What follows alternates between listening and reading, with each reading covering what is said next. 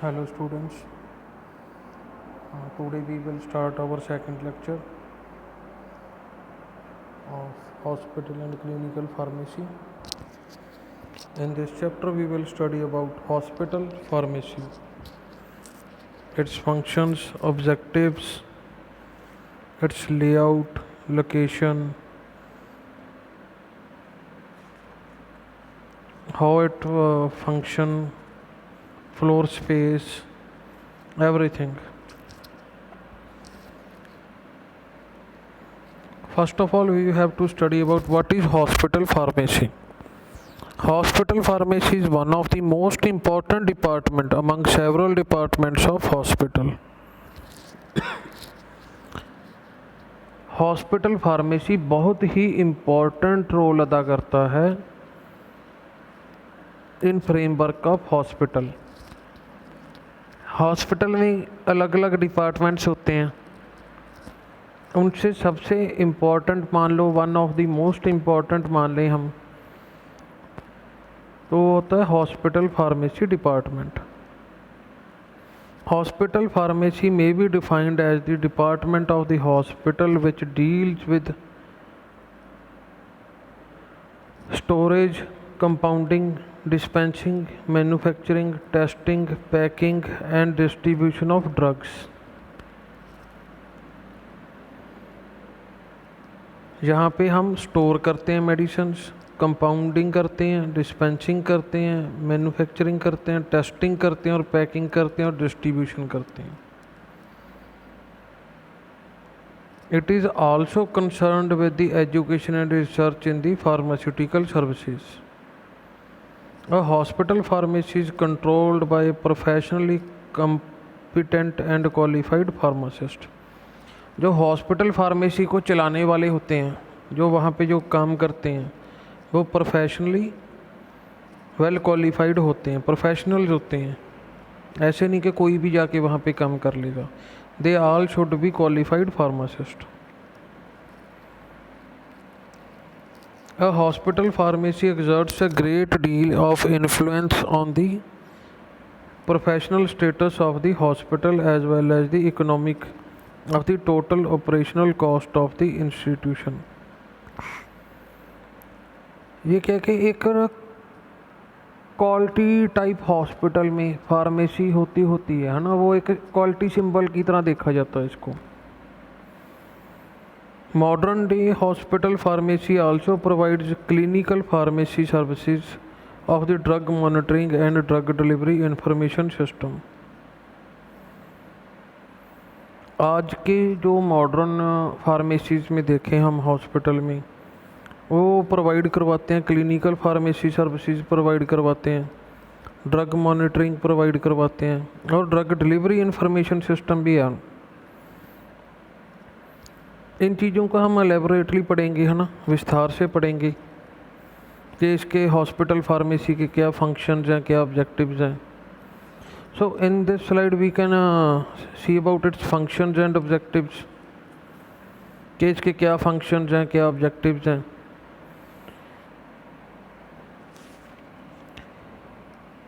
First of all we will look about the functions। Pharmacy is recognized as an essential hospital services in all the major hospitals। It is managed by professionally qualified pharmacists। It has been realized that only trained pharmaceutical personnel are capable of purchasing, storing, handling, pricing and dispensing of medications। Simply अगर मैं आपको एक चीज़ समझाने की कोशिश करूं तो देखो, जब हम एक फार्मेसी शॉप की तरफ देखते हैं तो हम क्या देखते हैं कि वहाँ पे कुछ लोग काम कर रहे हैं, ड्रग्स मेडिसिन्स पड़ी हैं रैक में, कोई बिलिंग कर रहा है, कोई कैश ले रहा है, कोई पैक करके दे रहा है। यही चीज़ होती है ना। तो वही चीज़ यहाँ पे हम एक्सप्लेन करने की कोशिश कर रहे हैं कि ये एक एसेंशियल सर्विस होगी मेजर हॉस्पिटल्स में, है ना। प्रोफेशनली क्वालिफाइड स्टाफ होता है जो यहाँ पे काम कर रहा होता है। कौन हैंडल कर सकता है इन चीज़ों को? वेल क्वालिफाइड, मतलब कि जो प्रोफेशनली क्वालिफाइड आदमी है, जो पढ़ा है फार्मेसी में, वही क्या करेगा, हैंडल करेगा उनको, स्टोरेज करेगा, परचेज करेगा और आगे डिलीवर करेगा। This is the main function of the pharmacy. It is the pharmacist who is an expert to provide all information regarding drugs to the health professionals and also to the public। जो pharmacist है वहाँ पे वही information देता है health professionals को and public को इनके रिलेटेड, मेडिसिन के related. Therefore he acts as a link between the physician and the patient. Pharmacist क्या है? वो एक पुल की तरह काम करता है फिजिशियन और पेशेंट के बीच। फिजिशियन का क्या काम होता है? पेशेंट गया, उसने अपना डायग्नोज करवाया, मेडिसिन लिखी, और वो कहाँ पे आएगा? फार्मासिस्ट के पास। फार्मासिस्ट उसको वो सारी मेडिसिन देगा, कब कब लेनी है वो एक्सप्लेन करेगा। That is he is working as a bridge. वो एक पुल की तरह काम कर रहा है दोनों के बीच में। A pharmacist is required to perform various functions in hospital pharmacy। एक फार्मासिस्ट की सिर्फ जिम्मेवारी ये नहीं है कि वो शॉप पे काम कर रहा है, वो उस फार्मेसी शॉप पे काम कर रहा है, वहाँ पे मेडिसिन देख रहा है। उसके बहुत ज़्यादा फंक्शंस होते हैं वहाँ पे, है ना, काम करने के कई ड्यूटीज़ होती हैं, रिस्पॉन्सिबिलिटीज़ होती हैं जो वो साथ में उठा रहा होता है। नंबर 1 पे क्या है कि providing specifications of the purchase of drug, chemicals, biological etcetera. ये उसने मतलब कि स्पेसिफिक करना होता है कि क्या परचेज किया उसने, कौन से केमिकल्स हैं, कौन से बायोलॉजिकल चीज़ें ख़रीद रहा है वो, जो कुछ भी ख़रीद रहा है वो उसकी स्पेसिफिकेशंस प्रोवाइड करवानी होती हैं। Proper storing of drugs, drugs को प्रॉपरली स्टोर करना। कई ड्रग्स में क्या होता है कि उसमें ना ये चीज़ आ जाती है कि इसको इतने डिग्री पे रखना है तो वो वहाँ पे स्टोर हों। कहीं को सनलाइट से बचाना होता है तो वो सनलाइट यहाँ पे आ रही है वहाँ पे ना हो। कोई ग्लास कंटेनर्स में है कोई चीज़ तो उसको ज़्यादा ऊपर ना रखा जाए। तो हर चीज़ स्टोरेज कंडीशंस का भी ध्यान फार्मासिस्ट ने रखना होता है। Manufacturing and distribution of medicaments such as transfusion fluids, parental products, tablets, capsules, ointments and stock mixtures. उनको manufacturing and distribution of medicaments, जो मैन्युफैक्चर करना है, डिस्ट्रीब्यूशन करनी है, फ्लूइड्स की करनी है, पेरेंटल प्रोडक्ट्स की करनी है, टैबलेट्स की, कैप्सूल्स की, जहाँ मिक्सचर्स की करनी है, वो भी किसकी जिम्मेवारी है? एक फार्मासिस्ट की। Dispensing and sterilising parenteral preparations which are manufactured in the hospital. Dispensing करनी है उनकी, स्टरलाइजिंग पेरेंटल प्रेपरेशंस कि वो अच्छी तरह साफ़ हैं, है ना, स्टरलाइज्ड हैं, जो हॉस्पिटल में मैन्युफैक्चर हो रहे हैं उनको देखना, ध्यान देना उनकी तरफ। Dispensing of drugs as per the prescription of the medical staff of the hospital. This is one of the important duty, very important duty. Dispensing of drugs, जो फिजिशियन ने, जो स्टाफ ने प्रिस्क्राइब की हैं ड्रग्स, वही patient को दी जाएं। हड़बड़ाहट में, जल्दबाजी में कहीं कोई और ड्रग्स ना दे दी जाएं। कई बार क्या होता है ना कि आपको आगे भी पढ़ाया जाएगा, sound like, look like drugs होती हैं, ठीक है ना। तो क्या होता है, कई बार क्या होता है, हमने पढ़ा है ना, वो स्पेलिंग है, तो जहाँ भी कोई कन्फ्यूज़न है वो वहाँ पे कंसल्ट किया जाए, देखा जाए, वो प्रॉपर मेडिसिन जो लिखी है वही देनी। That is the duty of the pharmacist. Filling and labelling of all drug containers from which medicine are to be administered. Filling and labelling, labelling का मतलब क्या है कि यहाँ पे हम रख रहे हैं मेडिसिन्स, उनको लेबल प्रॉपर है, उनका लेबल कोई और है, हम ड्रग कोई और रख दी है बीच में, लेबल देख के हमने उठा के दे दी पेशेंट को, तो वो गलत हो जाएगा ना। लेबलिंग प्रॉपर हो, फिलिंग होनी चाहिए उसमें। अगर एक कंटेनर में हम मान लो अमोक्सिसिलिन कैप्सूल्स रख रहे हैं 100 mg, 250 mg, 500 mg, तो वो प्रॉपरली लेबल्ड हो, उसमें होनी चाहिए वो चीज़। ये ना हो कि 500 mg लिखा है, उसमें 250 mg पड़ा हुआ है, ठीक है ना। वो सारी रिस्पॉन्सिबिलिटीज़ होती हैं फार्मासिस्ट की। Management of stores which include purchase of drugs, proper storage conditions and maintenance of records. पूरे स्टोर को मैनेज करना, बिलिंग प्रॉपर रखनी उसकी, परचेज कहाँ से की ड्रग्स, कितनी क्वांटिटी थी, प्रॉपर स्टोरेज कंडीशंस रखनी उनकी, और मेंटेन रिकॉर्ड्स उनके मेंटेन करके रखनी। ये ड्यूटीज़ हैं सारी फार्मासिस्ट की। Establishment and maintenance of drug information centre. Drug information centre को एस्टेब्लिश करना, मैनेज करना, ये किसकी ड्यूटी है? फार्मासिस्ट की। यहाँ पे पूरी जानकारी दी जाती है, ड्रग रिलेटेड इन्फॉर्मेशन दी जाती है। वो किसकी अंडर आता है? ड्यूटीज़ किसके अंडर आती हैं? ये फार्मासिस्ट की ड्यूटीज़ आती हैं। Patient counselling service while supplying drugs specially from out patient department. Patient counselling services देना, जब हम सप्लाई कर रहे हैं ड्रग्स, उनको उसका इन्फॉर्मेशन देनी कि यू हैव टू, आपने ये चीज़ खाने से पहले लेनी है, खाने के बाद लेनी है, इतना टाइम बाद लेनी है, वो उनको इन्फॉर्मेशन देना, उनको काउंसल करना। How to manage that medicine, उसकी टाइमिंग सारा कुछ ना। और आगे इसमें आ जाता है maintaining liaison between medical staff, nursing staff and patients,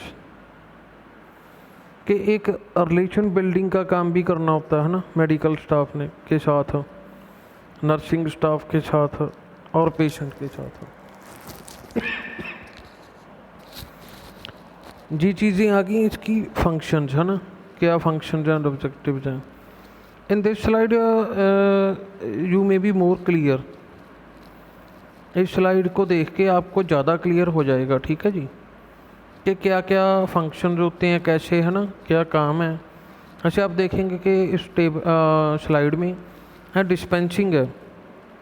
dispensing किन किन को करना है, क्या करना है, क्या कर, है ना, उसमें और आगे क्या चीज़ें आ जाती हैं।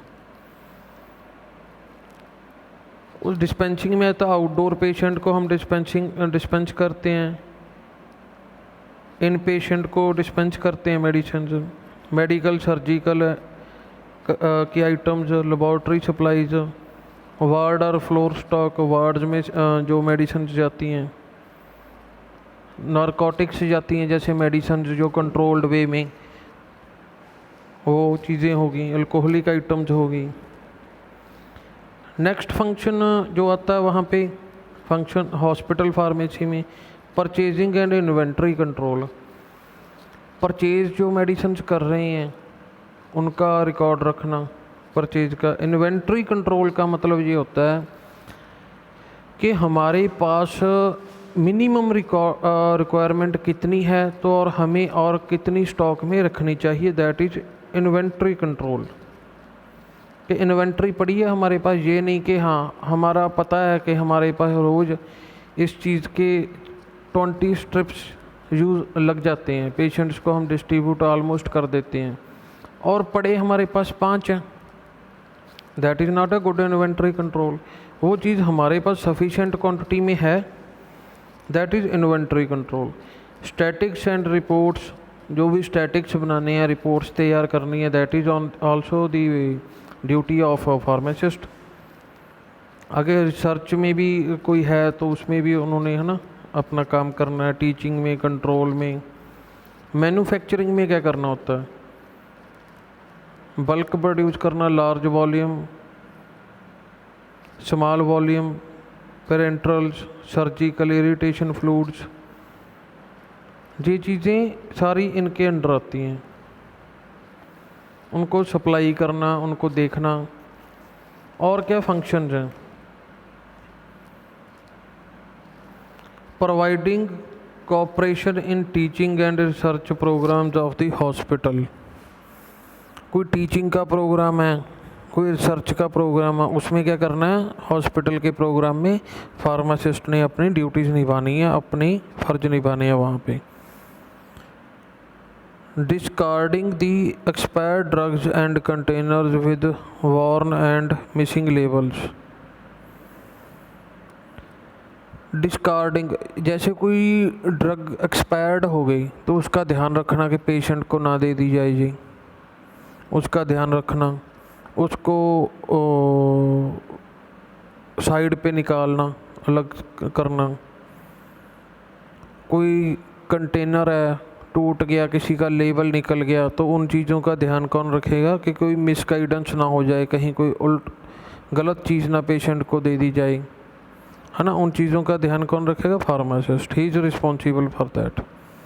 नेक्स्ट है providing drug monitoring services by studying various effects of drugs administered to the patients, especially the indoor patients, from patient charts maintained in the wards, etc. Patient charts को मेंटेन करना वार्ड्स में, तो वो भी duty इनकी बनती है pharmacist की।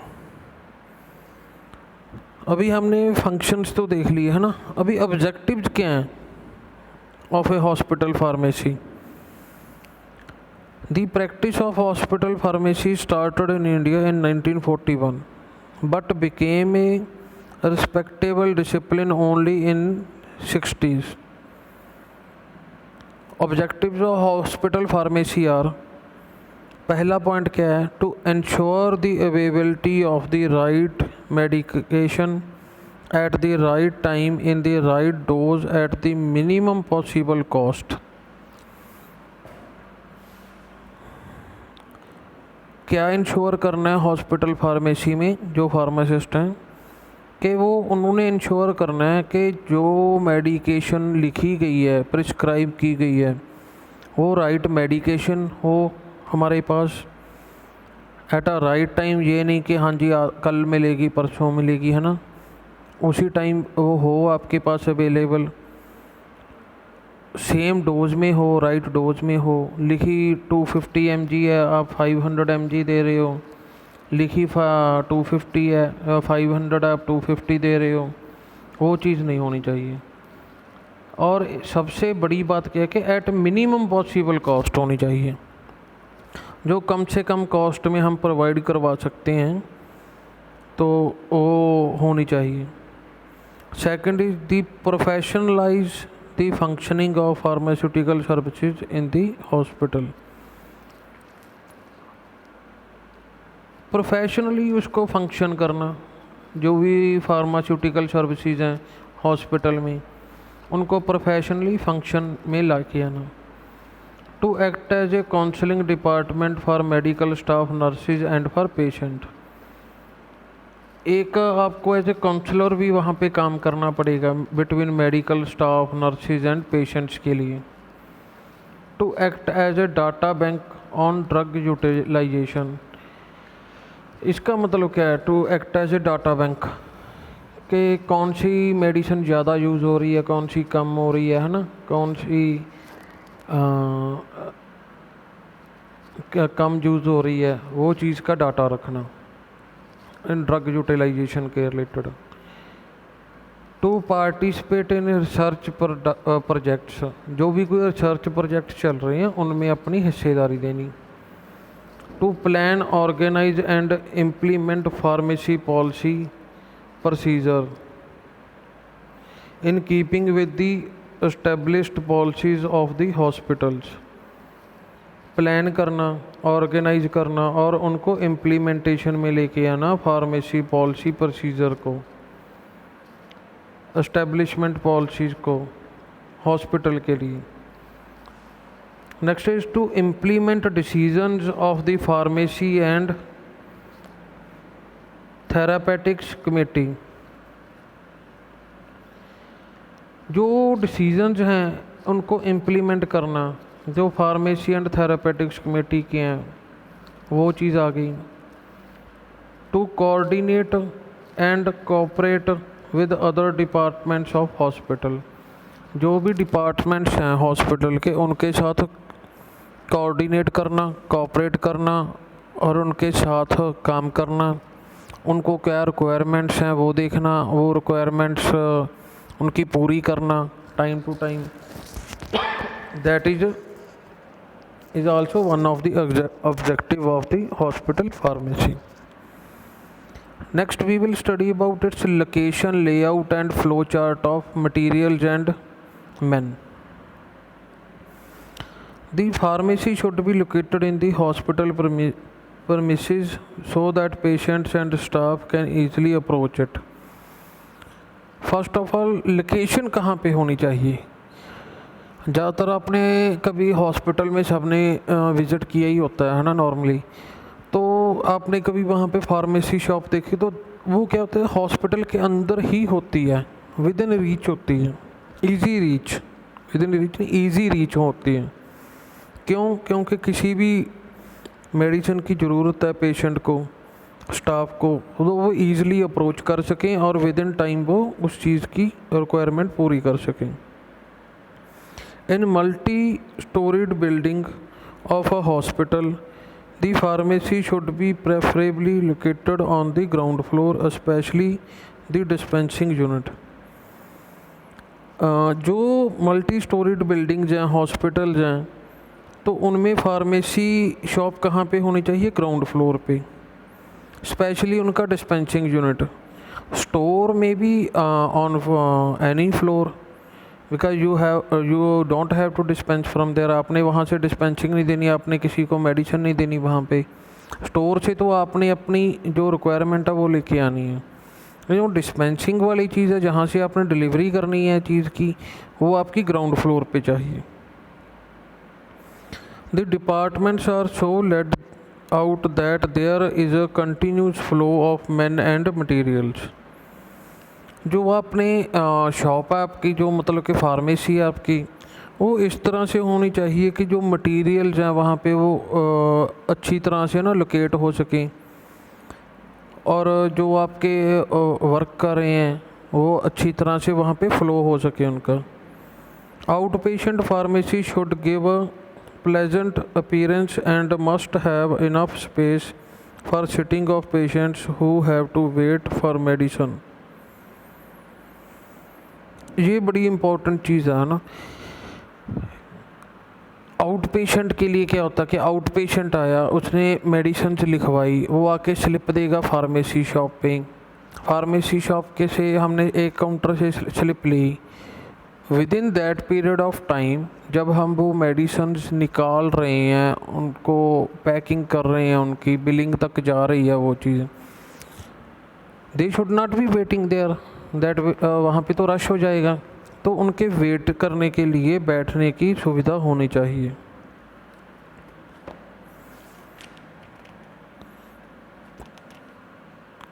ये चीज़ है. Next is the proper layout. How is the proper layout? In this slide you can look for the layout of the pharmacy shop. Typical layout of hospital pharmacy. इसमें क्या, सेप्टिक सेक्शन आ गया, manufacturing section आ गया, raw material आ गया, stores आ गए, finished products आ गए, open space आ गया, administrative section आ गया. ठीक है जी. ये डिस्पेंसिंग एरिया आ गया अपना. इसमें जो ये सामने काउंटर दिए हैं, इस पे एक होता है, ठीक है जी. जैसे मान लो कि आपने एक काउंटर पे आके अपनी स्लिप दी, ठीक है, दूसरे पे आपको पैकिंग मिल रही है, कैश काउंटर आ गया अपना. One is return counter also there on many pharmacies, and between there is a passage, कि वो जो काम कर रहे हैं हम उसके लिए स्पेस है, फ्री फ्लोइंग स्पेस है. OPD's waiting room should give a professional look. It should have educative postures on health and hygienic and light literature for reading.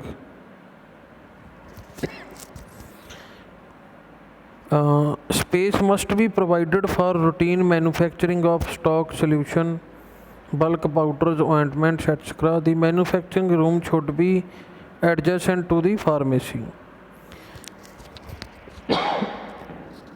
जो मैन्युफैक्चरिंग रूम है वो फार्मेसी के एडजॉइनिंग होना चाहिए, पास में होना चाहिए.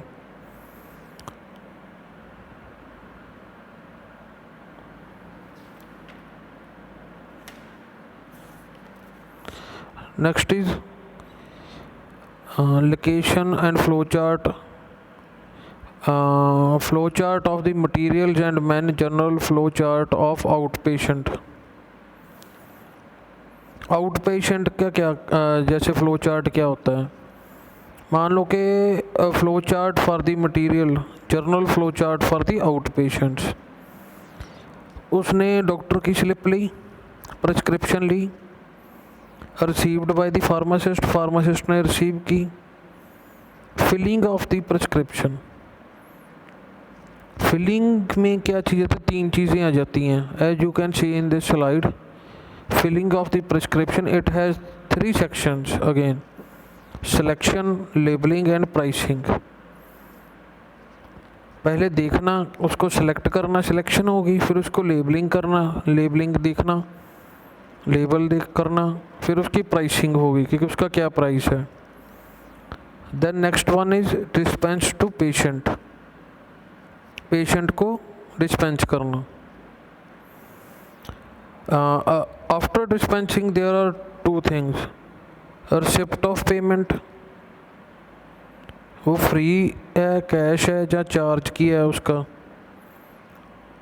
स्टैटिस्टिक्स एंड रिपोर्ट्स, फिर अगर कैश है तो उसका स्टैटिस्टिक्स एंड रिपोर्ट्स, ठीक है, उसके स्टेटस बनाने, उसकी रिपोर्ट्स बनानी. One second thing is prescription fill करने के बाद रेगुलर है जी या नारकोटिक्स है, क्योंकि नारकोटिक्स चीज़ें हमेशा कंट्रोल में रहती हैं फार्मासिस्ट की, तो उनका एक अलग से रिकॉर्ड रखा जाता है, किसको प्रिस्क्राइब की, किसको नहीं की, है ना. वो चीज़ अलग से उसको प्रिस्क्राइब करना होगा, नहीं तो रेगुलर प्रिस्क्रिप्शन फाइल में वो चीज़ पुट डाउन की कर दी जाएगी. Journal flow chart for in patients, in patients के लिए क्या होता है, उनका भी एक सिस्टम होता है मेडिसिन लेने का. उनके पास प्रिस्क्रिप्शन आई डॉक्टर की, उन्होंने क्या किया, इन पेशेंट डिस्चार्ज मेडिकेशंस उनको मिली, वो डिस्चार्ज मेडिकेशंस मिल गई उनकी. उसके बाद क्या होता है, वो रिसीव की फार्मासिस्ट ने, वही चीज़ आ गई, filling and of prescription, selection करनी उनकी, लेबलिंग करना, प्राइसिंग करना, डिस्पेंसिंग करनी उनकी, फिर देखना वो फ्री दे रहे हैं, हम कैश दे रहे हैं, क्रेडिट कर रहे हैं, क्या कर रहे हैं. और क्या होता है कि वहाँ से फार्मेसी शॉप में क्या होता है कि रिटर्न टू क्रेडिट्स, ठीक है जी. प्रिस्क्रिप्शन क्या होती है कि इन पेशेंट की, अगर पेशेंट अभी भी इन है और रूम में एडमिट है, हॉस्पिटल में एडमिट है, तो प्रिस्क्रिप्शन कॉपी की जाती है by nursing staff. In patient medicine is ordered to the pharmacy, then received by the pharmacist. Same thing is there के फिलिंग ऑफ द ऑर्डर, उसको ऑर्डर को फिल किया जाता है, वही आएंगी जब फिलिंग होगी तो सिलेक्शन होगी, लेबलिंग होगी और प्राइसिंग होगी. फिर डिस्पेंस किया जाता है ऑर्डर, फिर उसके चार्जेस बनाए जाते हैं, फिर वो स्टैटिक्स एंड कंट्रोल किया जाता है एंड पे.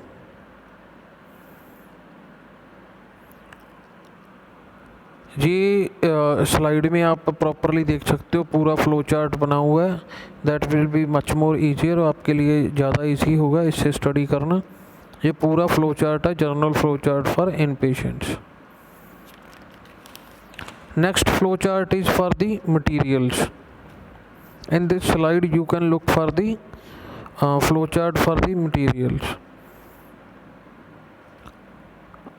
If you look on this chart, you will see that there is a flow chart for the materials. उसके नीचे आ गया मेडिकल स्टोर्स, वहाँ से क्या होता है फार्मेसी शॉप। जिन्हीं इसके ना कई सिस्टम आ जाते हैं ना, जैसे पेरेंटल मैन्युफैक्चरिंग और पेरेंटल्स, उसकी रिसिप्ट लेनी, ठीक है, फार्मेसी शॉप आ गई।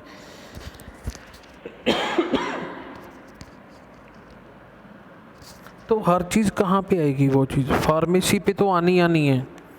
क्वालिटी कंट्रोल देखना, उसका इशू करना, उसको आउट पेशेंट डिपार्टमेंट में इशू करना या इन पेशेंट में इशू करना।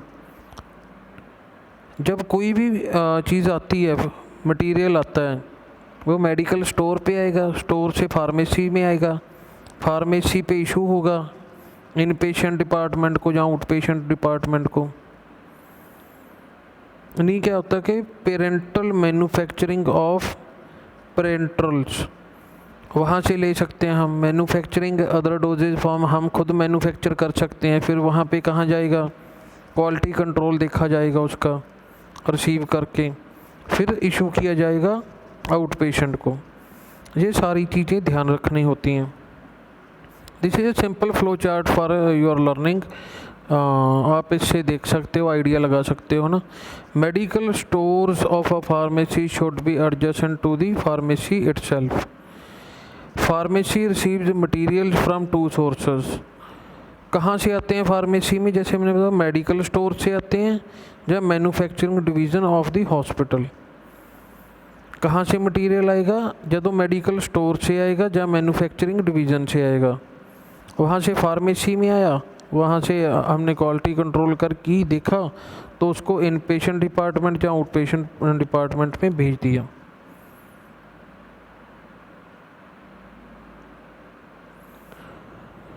Personal and floor space requirements including equipments based on individual and basic needs. Facilities क्या होती हैं इसमें? These are great variations in the size of floor space devoted to the pharmacy in hospitals of the same size and type. There are great variations in size and floor space. एक variations आती हैं, है ना, कितना बड़ा hospital है, कौन कौन से वहाँ पे डिपार्टमेंट है, कितने डॉक्टर्स बैठते हैं, कितने फिजिशियंस हैं, है ना, कितना स्टाफ है, कितनी आपकी बेड कैपेसिटी है इन पेशेंट की, कितनी आपकी आउट पेशेंट की ओपीडी होती है। उस हिसाब से आपका स्पेस क्रिएट किया जाता है वहाँ पे। वो डिफरेंट हॉस्पिटल्स का डिफरेंट होता है, but minimum is always there कि कम से कम कितना होना चाहिए। In similar hospitals with two pharmacist only, one room is usually required for the pharmacy having combination of dispensing, manufacturing and administrative and all other sections of a complete pharmaceutical service. When sterile products to be prepared, there should be a separate room or area for such work. जब हम sterilise products manufacture कर रहे हैं वहाँ पे, तो वहाँ पे एक अलग से रूम होना चाहिए, सेपरेट रूम होना चाहिए ऐसे काम के लिए। An area of this type is required for reconstitution of the lyophilized injections into syringes and for the preparation of intravenous admixtures, all of which must be sterilized. क्या है कि कोई भी हम फ्लूइड्स कर रहे हैं, है ना, कोई पैकिंग है हमारी नीडल्स की या सिरिंजेस की, वो स्टरलाइज तरीके से होनी चाहिए। Hospital with 200 or more beds provide the opportunity for departmentalization of pharmacy activities. There should be a separate area for in patient services and unit dose dispensing. कि सेपरेट एरिया होना चाहिए इन patient services के लिए, unit dose dispensing के लिए। Out patient services के लिए अलग से होना चाहिए। एक चीफ फार्मासिस्ट होना चाहिए, एक compounding and packing and labelling room होना चाहिए। ये सारी चीज़ें वहाँ पे होनी चाहिए। Floor space requirement, the pharmacy requires a minimum of 250 square feet for any sized hospital. From that point onward, the basic requirements from 10 square feet per bed in 100 bedded hospital, 6 square feet per bed in 200 bed hospital, and an average of that least 5 square feet per bed in large hospitals. You can better see in this requirements of the basis of the bed strength. If we see that dispensary 100 bedded 350, 300 bed 500 square feet, and 700 bedded 800 square feet. And these are the square feet areas according to the bed strength of the hospital. And same things are for there as a storeroom also. 100 bedded 450 square feet, 300 bedded 1000 square feet, 700 bedded 2400 square feet. These things should be there. The pharmacy floor should be smooth, easily washable, acid resistant.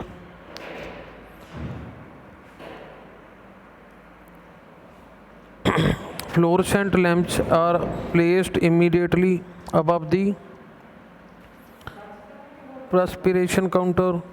Gas bullets are required on the work table or counter for the Bunsen burners. Equipments. Next is equipment. The usual equipments are prescription case, drug stock cabinets with proper shelves and drawers where we can place our medicines, from where we can dispense. Sectional drawers cabinets with cupboard bases, work tables and counters for routine dispensing, sink with drain board, cabinet to store mortar and pestle, cabinet for glass utensils, flasks, funnels and beakers, refrigerator for suitable capacity, narcotics safe with individually locked drawers, office desk with telephone connection and file cabinet, shelf space for pharmacy library, dispensing window for nurses and outpatients. The parentals are prepared in a separate room in large hospitals. They are equipped with a water still, workbench, cabinets, resistant glass storage tanks, burettes, sintered glass filters, bottle racks, adjustable metal shelves, double sink with drain boards, pressure sterilizer, etc. We require all these equipments in a hospital pharmacy. Depending upon the type of manufacturing undertaken in the hospital, how type of manufacturing के हिसाब से equipment such as ointment mills, mixing machines, collapsible tubes, fibers, powder mixtures, granulators, tablet compression machines and filter presses may be considered for the installation in the hospital. That requires कि आप कैसी manufacturing कर रहे हो, वहाँ पे आपने कैसा मैन्युफैक्चरिंग यूनिट लगा रखा, आप क्या क्या मैन्युफैक्चर कर रहे हो, उस हिसाब से भी इक्विपमेंट्स का बढ़ जाते हैं या कम हो जाते हैं?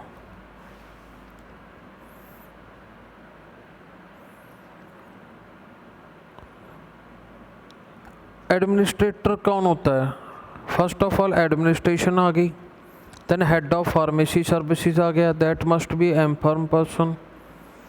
आगे उसके यूनिट्स हो जाते हैं, dispensing chemist, that is D pharmacy person, manufacturing chemist, that is again masters in pharmacy, clinical pharmacist, that is degree holder, quality control pharmacist masters, medical stores pharmacist B pharm degree diploma holder.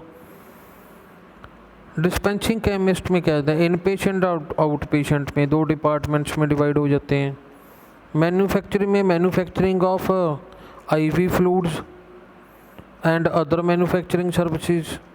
Ivy fluids में B pharm और M pharm. Out other manufacturing में degree holders can be there.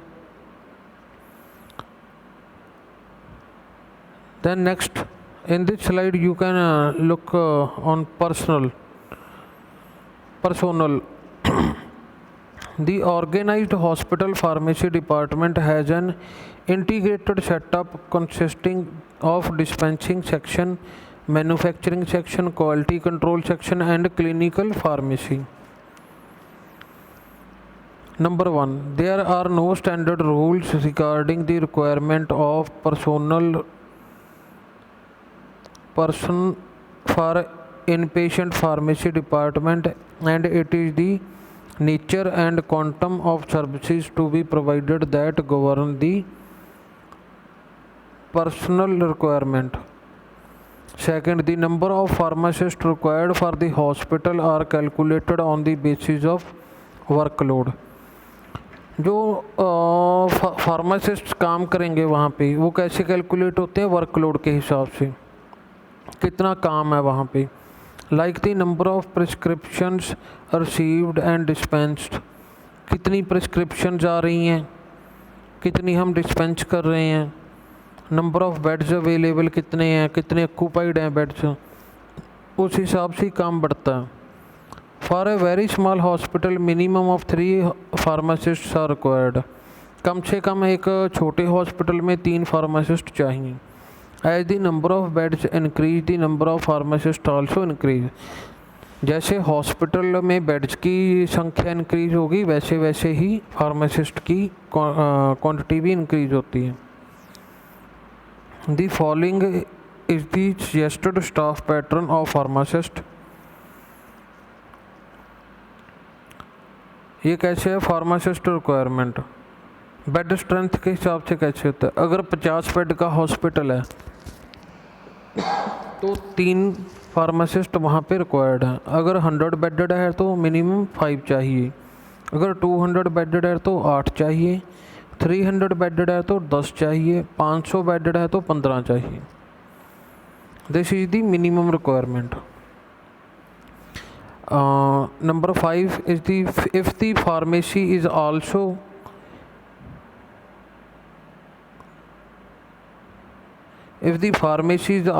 involved in manufacture of drugs, an adequate number of pharmacy technicians, assistants, peons, etc. may be required. The helping staff is always required, तो वो लोग भी चाहिए, साथ में technicians चाहिए, helping के लिए पियंस चाहिए, असिस्टेंट्स चाहिए। Both measurable and non measurable workload should be taken into consideration for डिटर्मिंग the personal requirements of pharmacy department. तो इसमें क्या कि वर्कलोड को कैसे देखना चाहिए? एक चीज़ सामने आँखों से सामने आ जाती है ना, हम देख सकते हैं। एक वर्कलोड है तो हमें देख नहीं सकते उसको। उन दोनों चीज़ों को हमें जो मेज़र हो सकता है और नहीं मेज़र होने वाला वो दोनों वर्कलोड को देख के ही स्टाफ की कंसिडरेशन करनी चाहिए। Next is requirements and abilities.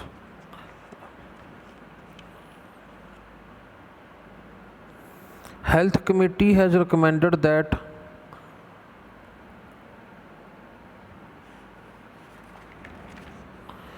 hospital pharmacy is an important department of an hospital. It should have competent persons well trained in profession of pharmacy. Hospitals mainly depend upon the services of the diploma holders in hospital. क्या requirements है ना, हमने बात की। ये भी पता है कि हॉस्पिटल फार्मेसी के इम्पॉर्टेंट पार्ट है हॉस्पिटल का।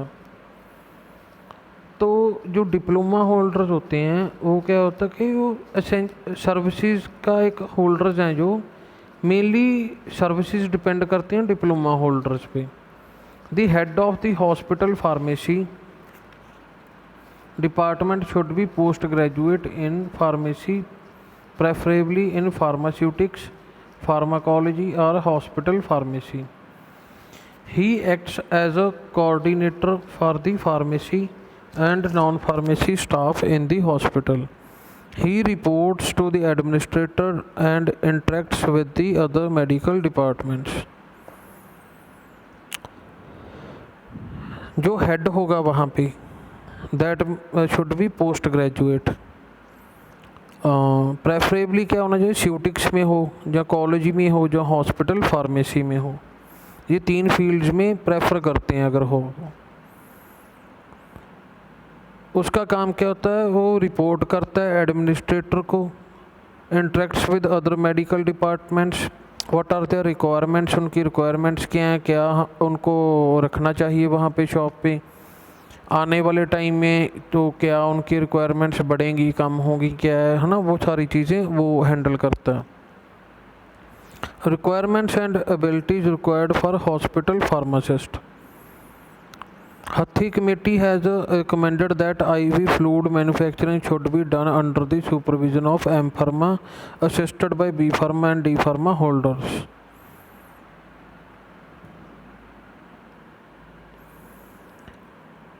उसमें क्या उन्होंने बोला, फ्लो चार्ट दिया है ना एक उन्होंने। First of all there should be director, then superintendent of paramedical sciences, pharmaceutical services, और जहाँ उसकी जगह पे हम रख सकते हैं chief pharmacist, that should be M Pharm. Next is pharmacist drug distribution department, pharmacist for medical stores, 2 pharmacist for dispensing, post graduate pharmacist for quality control. Abilities required, abilities क्या रिक्वायर्ड होनी चाहिए, क्या कैपेबिलिटीज़ होनी चाहिए, आप में क्या abilities होनी चाहिए। एक तो टेक्निकल एबिलिटीज़ होनी चाहिए। He should have thorough knowledge of basic sciences, pharmacology, toxicology, route of administration, stability et cetera. एक फार्मासिस्ट को नॉलेज होनी चाहिए बेसिक साइंसेस की, फार्माकोलॉजी की, टॉक्सिकोलॉजी की, रूट ऑफ एडमिनिस्ट्रेशन की, स्टेबिलिटी की। Hospital pharmacist must provide information regarding proper handling of drugs as hospital pharmacist is a part of medical team. एक हॉस्पिटल फार्मासिस्ट को नॉलेज होनी चाहिए कि प्रॉपरली मेडिसिन को कैसे हैंडल करना है, क्यों, because he is also a part of medical team. He must gain confidence among his medical colleagues through his technical competence. तो उनको अपने कलीग के साथ कॉन्फिडेंस होना चाहिए। अगर फिजिशियन लिख रहा है, फिजिशियन को कॉन्फिडेंस नहीं है फार्मासिस्ट पे कि वो प्रॉपरली उसको जो मेडिसिन प्रिस्क्राइब की हैं उनको डिस्पेंस कर सकता है, that is not a team work there. Both should have a confidence, they should trust each other. Second is ability to develop a manufacturing section. Manufacturing within a hospital requires control over supply, quality and equipment, raw material cost. Hospital pharmacist has to organize manufacturing function by doing proper cost benefit analysis. और hospital pharmacist को manufacturing function में क्या करना चाहिए, proper cost benefit analysation करनी चाहिए। Although quality maintenance is essential because considerable quantities of drugs are required for treatment of patient, both for outdoor as well as indoor. In order to render such services, the hospital pharmacist must have readily available equipment, trained personnels, etc. एक hospital pharmacist के पास trend staff और equipments होने चाहिए कि वो fulfil कर सके requirements को। Administrative abilities, hospital pharmacist should be able to plan, organize and control various functions of hospital pharmacy. एक हॉस्पिटल फार्मासिस्ट को के पास एबिलिटी होनी चाहिए, प्लानिंग होनी चाहिए, कैसे वो ऑर्गेनाइज करेगा और कंट्रोल करेगा हॉस्पिटल फार्मेसी में हर फंक्शन को, उसको स्मूथली कैसे रन करेगा। He should prepare work schedule for his staff, schedule होना चाहिए, वर्क डिस्क्राइब्ड होना चाहिए, है ना। वो हर चीज़ प्लानिंग कौन करेगा, a pharmacist. He should frame various policies and procedures to get the work done, उसको पॉलिसीज़ बनानी चाहिए, फ्रेम करेगा वो कि हर काम टाइम से ख़त्म हो जाए, कंप्लीट हो जाए। He should interact with his administrative records properly, records को प्रॉपरली एडमिनिस्ट्रेट करेगा। Where patient are charged for the drugs the hospital pharmacist must develop changing policies, policies को चेंज करना चाहिए। जहाँ पे पेशेंट्स का चार्ज लगता है वहाँ पे, है ना, देखना चाहिए उसको। Chief pharmacist is usually responsible for interviewing, selecting and evaluating the staff members for work in pharmacy. जो चीफ फार्मासिस्ट होता है उसने इंटरव्यू करना होता है, स्टाफ मेंबर जो नहीं रखने हैं, एवेलुएट करना होता है उनका वर्क को, जो वो वर्क करेंगे in pharmacy.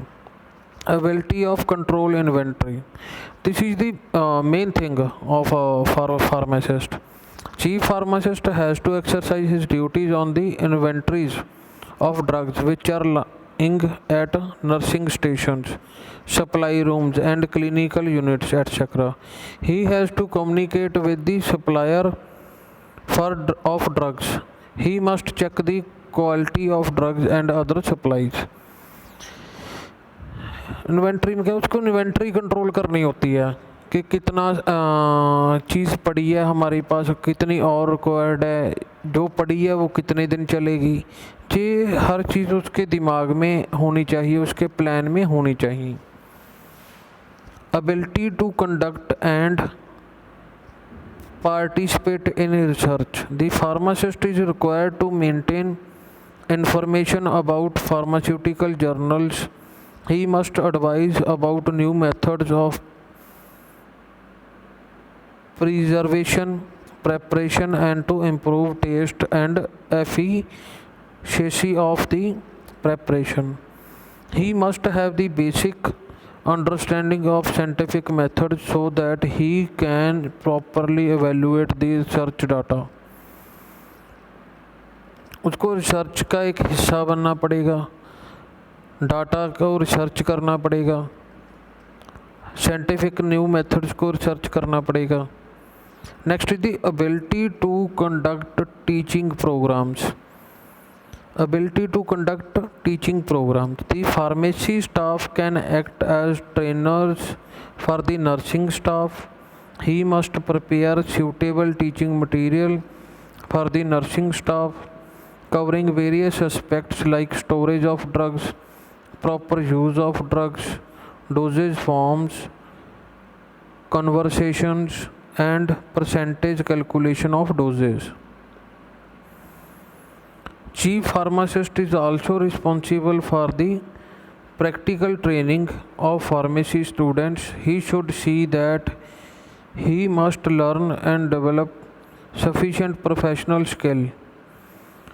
The chief pharmacist जो होता है, ही is responsible for training, practical training of pharmacy students after second year of diploma. There is training for 3 months. That is under a chief pharmacist of hospital. He should have that skills how to train the students. Chief pharmacist should maintain constant liaison with academic institutions from which students come for practical training and submit a report at the end of the training period. He should उसको एक रिश्ता रखना पड़ेगा, उसको एक consent रखनी पड़ेगी, उसको रिलेशन बिल्डअप करना पड़ेगा कॉलेजेस के साथ, जहाँ से बच्चे आएँ, ट्रेनिंग करें, उनके पास काम सीख के जाएं। नए फार्मासिस्ट क्वालिटी में अच्छे हों, उनको काम आता हो, निपुण हो अपने काम में। ये सारी चीज़ों का ध्यान एक चीफ फार्मासिस्ट को रखना पड़ता है। And with this we end up this lecture. In this we have studied about hospital pharmacy. इसमें हमने hospital pharmacy के बारे में पढ़ा। I hope you all understand this lecture. If any thing you are missing or you are not unable to understand, you can message me or call me. I will help you for that. Thank you, students.